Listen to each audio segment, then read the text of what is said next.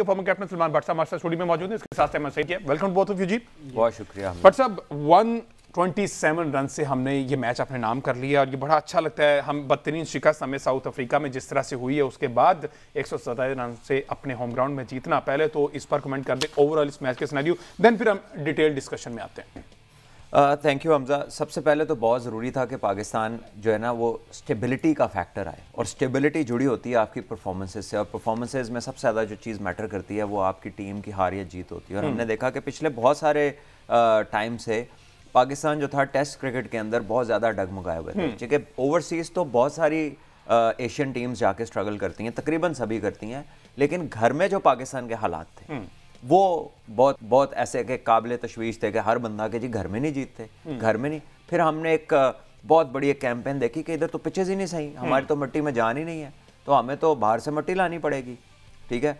और जब हम बाहर से मिट्टी थोड़ी सी लाए, ठीक है, तो फिर हमने ये कह के उसे नहीं की कि ऑस्ट्रेलिया के पास तो स्टार्क है, ऑस्ट्रेलिया के पास तो कमिंस है, इनके खिलाफ हम कैसे बना दें पिच। अच्छा, वो तो नहीं बनाई, लेकिन उनके खिलाफ भी बैटिंग पिच बना दिए जिनको रोड का नाम दिया गया। स्पिन ट्रैक्स नहीं बनाए गए कि जी हमारे यहाँ बनते नहीं हैं। तो वो सारी मिथ को गलत साबित किया करंट लोगों ने आके, उन्होंने आकर जनाब कहा कि ये ऐसे पिच बनती है, यहाँ तक के रूल्स को खोला गया अलीम डार साहब की मदद से, और सेकंड मैच उसी ही सेम पिच पे करवाया गया। सबसे पहला जो इंग्लैंड के खिलाफ चेंज हुआ था वो उसी पिच पे दोबारा मैच करवाया गया था। So with in the rules different strategy, एक डिफरेंट सवाल खड़ा किया बाहर से आने वाली ऑपोजिशंस के लिए, और पाकिस्तान ने वो मैच जीता। उससे आपका कॉन्फिडेंस बहाल हुआ, आपके कप्तान का कॉन्फिडेंस बहाल हुआ, आपकी टीम सिलेक्शन को एक डायरेक्शन मिली कि यार ये स्पिन अटैक के साथ हमने कम से कम होम सीरीज़ें जीतनी है। अगर हमने ये पहले कर लिया होता तो वर्ल्ड टेस्ट चैंपियनशिप के हम फाइनल में होते, ठीक है। ब्रेंडन मैकलम ये कहता है सीरीज हारने पे कि मुझे ये नहीं समझ लगती कि पाकिस्तान को इतने अरसे बाद क्यों समझ आई है कि ऐसा करना है। तो इसका मतलब है कि ये टैक्टिक ठीक है, ठीक है। और हमारे जो हालात चल रहे हैं, अगर आप आज इस मैच की बात करें जो कि बड़ा अच्छा पाकिस्तान ने मैच जीता, लेकिन यहाँ पे स्ट्रगल करनी है बैटर्स ने। ये कोई ऐसा विकेट नहीं है कि जिसपे कोई जो है ना बड़े बड़े लंबे रन होंगे। कप्तान मैच से पहले कह रहे हैं कि 3 दिन मैक्सिमम ये मैच को चाहिए खत्म होने के लिए, तो जिस मैच को खत्म होने के लिए 3 दिन चाहिए उसमें बड़े बड़े स्कोर होंगे, ये तो नहीं हो सकता। विकेटें गिरनी है, 20 एक टीम ने लेनी है, 10 एक की भी गिरनी है, और अगली 10 में से न जाने कितनी गिरती कितनी नहीं।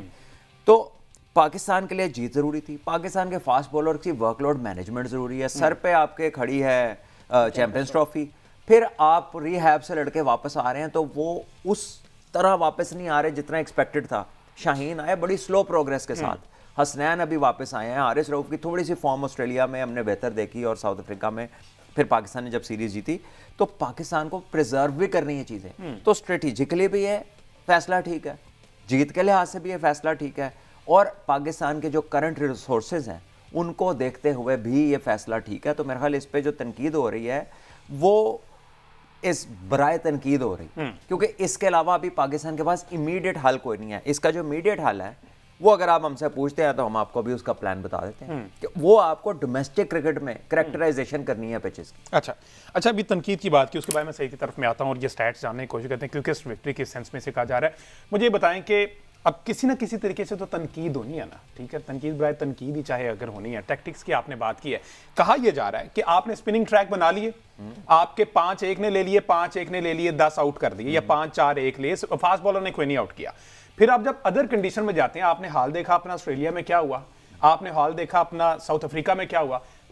यहां पर आप फैसिलिटेट करते हैं स्पिनर्स को, वहां स्पिनर डालते नहीं है जाके, वहां पर फास्ट बॉलर की यहां प्रैक्टिस नहीं होती, वहां जाके उनको फेंटी पड़ती है, वहां पर जो स्पिनर तैयार किए हैं वो जाके एक्सपोज होते हैं, उनको बारी नहीं मिलती, साजिद को नहीं लेके जाते, नुमान को लेके जाते हैं, खिलाते नहीं है। तो इसको किस तरह से जस्टिफाई करेंगे? घर के शेर फिर घर में ही है। पर नहीं, देखे, ये तो सवाल के अंदर ही जवाब है। ये तो बड़ा वन साइडेड व्यू है अपने ही आर्ग्यूमेंट का। इसका दूसरा व्यू ये है कि जब इंग्लैंड को पता है कि इंडिया हर साल उन्हें स्पिनिंग विकेटों पर हराता है, तो क्या वो इंग्लैंड में स्पिनिंग विकेटों पर टेस्ट कराते हैं? जब ऑस्ट्रेलिया को पता है कि इंडिया उन्हें जो है वो स्पिन विकेटों पे फंसाता है, श्रीलंका उन्हें स्पिन विकेटों पे फंसाता है, तो जब ये टीमें ऑस्ट्रेलिया जाती हैं तो क्या वो स्पिनिंग ट्रैक बनाते हैं इनके? नहीं ना बनाते। वो अपनी कंडीशंस का एडवांटेज लेते हैं, आप अपनी कंडीशंस का एडवांटेज लेते हैं। तो ये तो चल रहा है जब तक के एक सेंट्रलाइज्ड बॉडी जो कि आईसीसी की है वो ये फैसला ना कर दे कि स्टैंडर्ड पिचेस का ये होगा, यहां तक कि उनके क्यूरेटर्स उसको एक कह लें कि उसको ओवरसी करना शुरू कर दें। लेकिन जनाब फिर आपको दुनिया में बेहतरीन प्लेयर्स का और लेजेंड्स का पता कैसे चलेगा? बड़ी टीमें कौन सी हैं? वही मानी जाती है ना जो इंडिया से गई, ऑस्ट्रेलिया जाके जीत के आ गई। ऑस्ट्रेलिया ने जब इंडिया में सीरीज जीत ली, पाकिस्तान ने ऑस्ट्रेलिया में अपना वर्ल्ड कप जीता, ऑस्ट्रेलिया ने 87 का वर्ल्ड कप अपना जो है वो इंडिया में जीता। तो बड़ी टीमों का तो ऐसे ही पता चलता है ना। तो अब इससे अचानक क्यों घबरा रहे हैं? देखिए, असल जो प्रॉब्लम है ना, जिसको आप देख नहीं रहे, कि ये जो इतना बड़ा फर्क नजर आ रहा है, ये लीग क्रिकेट की वजह से आपको दुनिया में नजर आ रहा है। अच्छा। कि सबकी तवज्जो एक छोटे फॉर्मेट के ऊपर है जिसके डायनेमिक्स डिफरेंट है, और उसमें पैसा है, ग्लैमर है, उसकी वावेला ज्यादा है, उसमें इंजरी का चांस कम है, उसमें करियर लंबा हो सकता है और रिलैक्स्ड करियर है, और आउटकम बड़ी पॉजिटिव है पैसे के लिहाज से। तो लोग उसकी तरफ अट्रैक्टेड है। और अगर आईसीसी टेस्ट क्रिकेट को बचाना चाहती है तो थोड़ा सा उसको चेक करना पड़ेगा कि हर ABCD को XYZ को NOC दिया हुआ कि अपनी लीग करा लो। दुनिया में एट ए टाइम कितनी हो सकती हैं?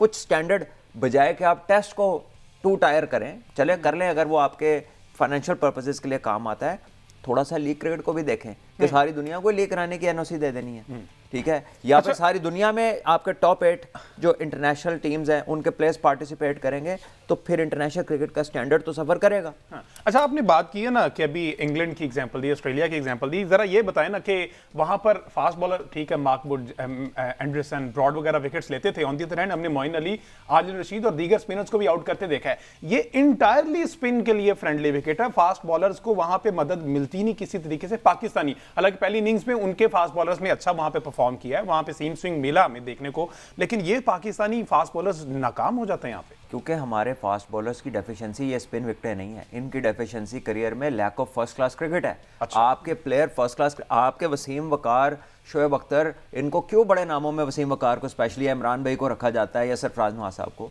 शारजा के विकेटों पे 7-7 आउट किए हुए, रिवर्स स्विंग के, यॉर्कर्स के, तेज बॉलिंग करके आउट किए हुए।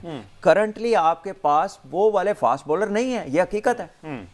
आपको लगता है कि आपका ये करंट सेट वो वाले फास्ट बॉलर्स का है? नहीं, ठीक है। तो ये अभी उस क्वालिटी के नहीं है। तो हमें अपने रिसोर्सेज के हिसाब से अपनी स्ट्रेटेजी डिजाइन करनी है कि हम सोचें वसीम वकार की लेगेसी का विकेटें बना के हमने देनी है हारिस रऊफ, शाहीन को और नसीम को और हसनैन को। ये अभी ग्रो कर रहे हैं, और क्योंकि ये ज्यादा इंडल्ज हैं छोटे फॉर्मेट में, इनके बड़े में वो वाली ग्रोथ नहीं है जो पहले वाले प्लेयर्स की थी, ठीक है ना? वो बेस बनी हुई है। आज तक इनके 50-50 फर्स्ट क्लास के मैच नहीं है किसी एक, ठीक है? इनके टेस्ट मैच ज्यादा हैं, फर्स्ट क्लास के कम है। तो किस तरह आप इनको उनसे कंपेयर कर सकते हैं या इनके लिए सेम कंडीशंस में जा सकते हैं?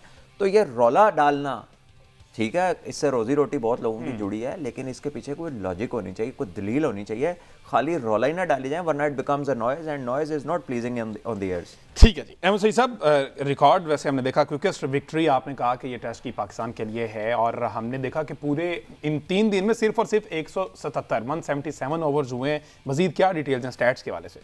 अच्छा, इससे पहले अगर ये जो लास्ट बात चल रही है, मैं उसमें अगर कुछ ऐड कर दूं, जो आपने कहा कि इंग्लैंड और ऑस्ट्रेलिया की अगर हम नंबर्स का जायजा लें, तो इंग्लैंड में जो आखिरी 1500 विकेटें गिरी हैं ना टेस्ट क्रिकेट में, उसमें से सिर्फ 300 विकेटें ऐसी हैं जो स्पिन बॉलर ने हासिल की हैं। ऑस्ट्रेलिया में जो 1000 आखिरी विकेटें गिरी हैं, उसमें से 811 विकेटें जो हैं वो फास्ट बॉलर्स ने हासिल की हैं। अच्छा। तो जो भी कंट्री टेस्ट क्रिकेट खेलती है वो अपने जो रिसोर्सेज होते हैं और अपनी जो कंडीशन होती हैं उसको देखते हुए ही विकेट बनाया चली आ रही, यही रिवायत है क्रिकेट में। जो आपने इस टेस्ट मैच की बात की है, ये मुल्तान का टेस्ट मैच, इसमें 177 ओवर करवाए गए, और ये उन टेस्ट मैचेस में जिनमें 40 विकेटें पूरी गिरी हैं, उनमें शॉर्टेस्ट टेस्ट था जो एशिया में हुआ, और 4th ओवरऑल शॉर्टेस्ट टेस्ट था। इसमें 40 खिलाड़ी मुकम्मल आउट हुए। एग्रीगेट स्कोर भी इसमें 647 रन बने, जो कि सबसे कम एग्रीगेट है उन टेस्ट मैचेस का जिनमें 40 विकेटें पूरी आउट हुई हैं। उसके साथ एक बहुत ही जो सिग्निफिकेंट फैक्टर है वो ये है कि 57 कंसेक्यूटिव विकेट्स अब तक पाकिस्तान के स्पिनर्स ले चुके हैं मुल्तान की पिच के ऊपर, और 57 विकेट में एक विकेट भी ऐसी नहीं है जो फास्ट बॉलर्स ने हासिल की हो। तो ये कुछ स्टैट्स है जो इस टेस्ट मैच से। आपने अभी इंडिया के बारे में बात की, मैं अगर आपके सामने इंडिया के भी कुछ स्टैट्स यहाँ पर रखता चलूँ तो आसानी होगी हमें इनको कंपेयर करने में। देखें, जिस तरह से आप ये कह रहे हैं कि पाकिस्तान में स्पिन विकेटें बनना शुरू हो जाएंगी और इसके ऊपर जो है वो फ्यूचर का प्लान क्या होगा, तो देखें जनाब, फ्यूचर में भी टीमें जो है फिर ये जहन में रख कर आया करेंगे कि हमें पाकिस्तान में इस तरह की विकेटें मिलनी है, तो हमें उसके अगेंस्ट तैयारी करनी है। इंडिया में अगर हम देखें तो 2016 से लेकर 2021 के दौरान की जो टेस्ट मैचेस हुए हैं, उनमें जो स्पिन बॉलिंग के खिलाफ बैटिंग एवरेजेस थी वो 63 की थी टॉप 10 इंडियन बैटर्स की, और वो फिर ड्रास्टिकली गिरी 2021 के बाद जो साइकिल शुरू हुआ, क्योंकि टीमों ने तैयारी करके आना शुरू की। 41% डिक्लाइन आया बैटिंग एवरेजेस के अंदर इंडिया के टॉप 10 बैटर्स में, और इस वक्त शुभमन गिल, जायसवाल और ऋषभ पंत के अलावा कोई ऐसा बैट्समैन इंडिया का नहीं है जिसकी बैटिंग एवरेज अपने ही मुल्क में स्पिन के अगेंस्ट 35 से ज्यादा हो। तो जहां आप स्पिन विकेटें बनाने की बात कर रहे हैं वहां पर आपको फ्यूचर में इस चीज के लिए भी रेडी रहना है कि टीमें जब यहां खेलने आएंगी तो वो ये जहन में रखकर इसके अकॉर्डिंगली प्रिपरेशन कर आएंगे, जिस तरह आप ऑस्ट्रेलिया जाते हुए बाउंस को खेलने की प्रैक्टिस करके जाते हैं वो प्रिपेयर करके आएंगी।